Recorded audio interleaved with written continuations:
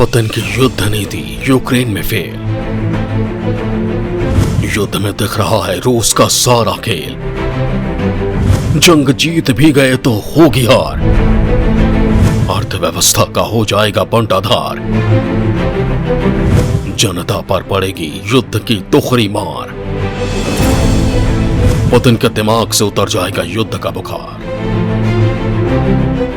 ये ऐसे कई सवाल हैं जो आजकल हर शख्स के मन में कौंध रहे हैं। इन सवालों को उठना लाजमी भी है क्योंकि युद्ध के 40 दिन बाद भी यूक्रेन की सेना पुतिन की सेना को जिस तरह टक्कर दे रही है, उससे तो यही लग रहा है कि पुतिन को युद्ध नीति की समझ नहीं है और वो आर्ट ऑफ वॉर भूल गए हैं। तभी तो रूस की सेना को यूक्रेन में भारी नुकसान उठाना पड़ रहा है और इन सब के बाद भी वो यूक्रेन के किसी भी शहर पर कब्जा नहीं कर पाई है।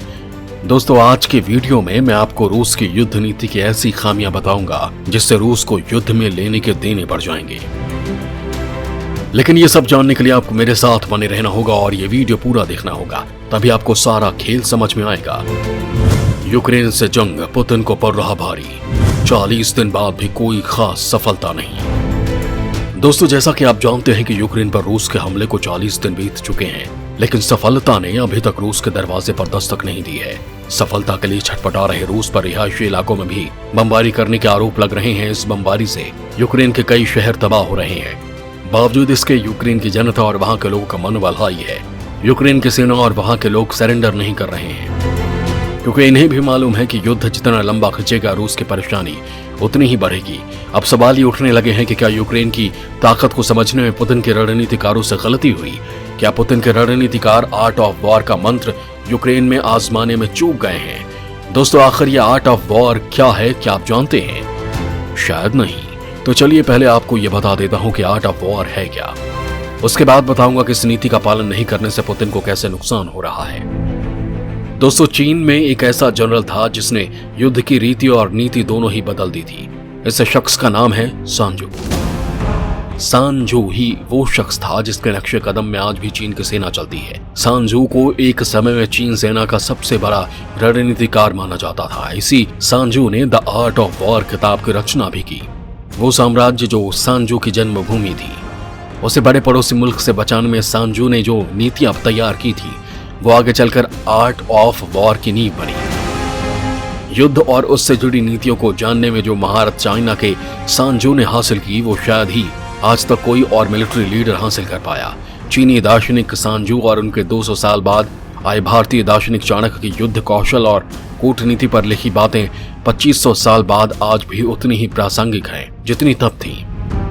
रूस यूक्रेन युद्ध के मद्देनजर इसका महत्व और भी बढ़ जाता है। आर्ट ऑफ वॉर में सांजू युद्ध को लेकर लिखा था कि जब लड़ाई असली हो और जीत पाने में देरी हो रही हो तो हथियार अपनी धार खो बैठते हैं और सैनिकों का जोश ठंडा पड़ जाता है। लंबे चलने वाले युद्ध में राज्य के सभी संसाधन इस युद्ध का बोझ उठाने की क्षमता खो देते हैं।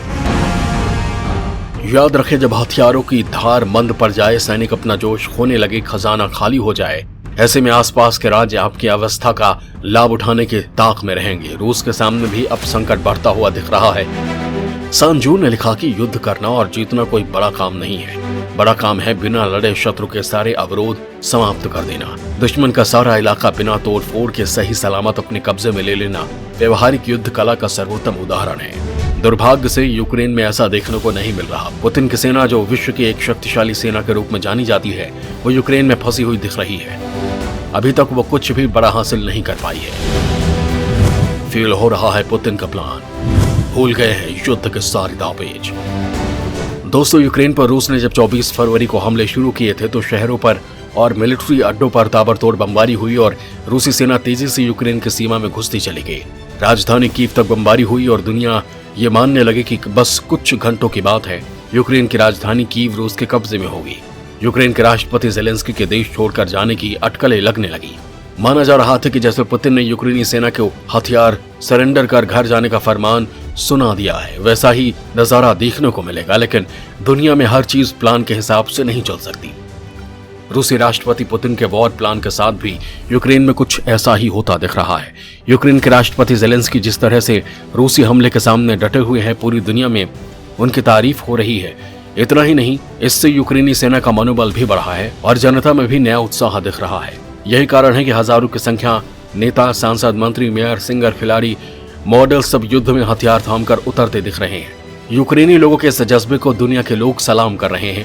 दुनिया से 1.5 लाख से अधिक वॉलंटियर भी ज़ेलेंस्की की सेना के साथ मिलकर लड़ने यूक्रेन पहुंच गए।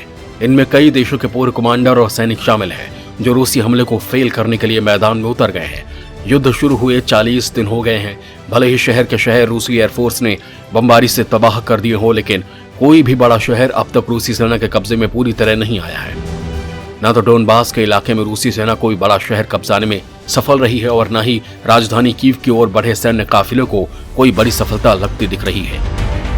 यूक्रेन और पूर्वी यूरोप के इलाकों में पश्चिमी देशों और नेटो के घेराबंदी के बावजूद पुतिन ने यूक्रेन पर सीधे हमले की रणनीति अपनाई, लेकिन शायद यहाँ यूक्रेन की तकनीक को समझने में रूस से भूल हो गई। रूसी ऑपरेशन कभी डोनबास इलाके में तेज हो जाता तो कभी कीव की ओर काफिले बढ़ने लगते। फिर विरोधी सेना के पलटवार के बाद कभी काफिलों का आगे बढ़ना बंद हो जाता तो कभी किसी शहर में फाइटर जेट बम बरसाने लगते या मिसाइलें गिरने लगती हैं। दरअसल रूस यूक्रेन में कई फ्रंट एक साथ खोल चुका है। डोनबास से लेकर कीव, लीव, मरियुपोल, खारकीव समेत 1 दर्जन से ज्यादा शहरों में रूसी सेना जंग में उलझी हुई है, जिसका सामना यूक्रेन की सेना हर जगह स्थानीय प्रशासन और लोगों के वॉलंटियर सेना के साथ मिलकर अलग अलग कर रही है। यही कारण है कि यूक्रेनी सेना कीव के पास स्थित इरपिन जैसे शहर फिर से रूसी सेना के कब्जे से छीनने में सफल रही। रूसी सैनिकों और टैंकों का काफिला जैसे जैसे यूक्रेनी शहरों की ओर बढ़ा, पलटवार का शिकार भी खूब हुआ।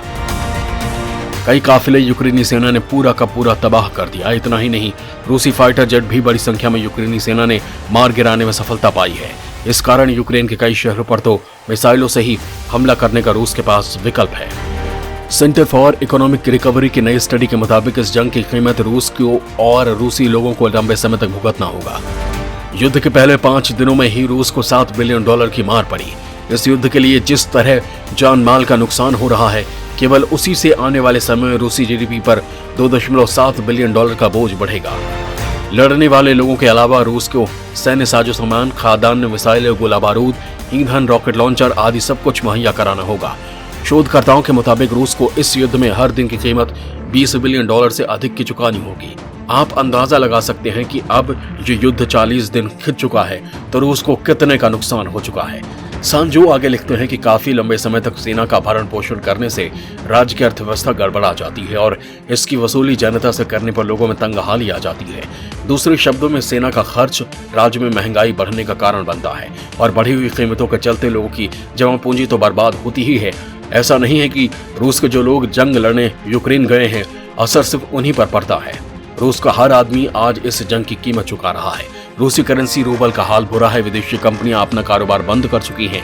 साथ ही तमाम सामानों की सप्लाई भी बंद होती जा रही है। पश्चिमी देशों के प्रतिबंधों और रूसी पलटवार में आम जनता पिसने लगी है। विदेशी कंपनियों के काम समेटने से आम लोगों की नौकरियां तो जा ही रही हैं। करेंसी डाउन होने से उनकी पूंजी की कीमत भी खत्म हो गई है। साथ ही विदेशों में उनके अवसर भी खत्म होते जा रहे हैं। दोस्तों, सांजो के युद्ध नीति का पूरा सार यही था कि जीतेगा वो जो जानता है कि अपनी शक्ति का इस्तेमाल कहां करना है और कहां नहीं। एक सही सैन्य रणनीतिकार वही होता है जो अपने सैनिकों को कम से कम नुकसान में दुश्मन को घुटने टेकने को मजबूर कर दे। लेकिन शायद पुतिन दुर्भाग्यवश अभी तक ऐसा कुछ नहीं कर पाए हैं। लिहाजा ये कहा जा रहा है कि पुतिन जंग लड़ने की कला भूल गए हैं, जिसका खामियाजा उन्हें लंबे युद्ध के रूप में भुगतना पड़ रहा है। जय हिंद, जय भारत।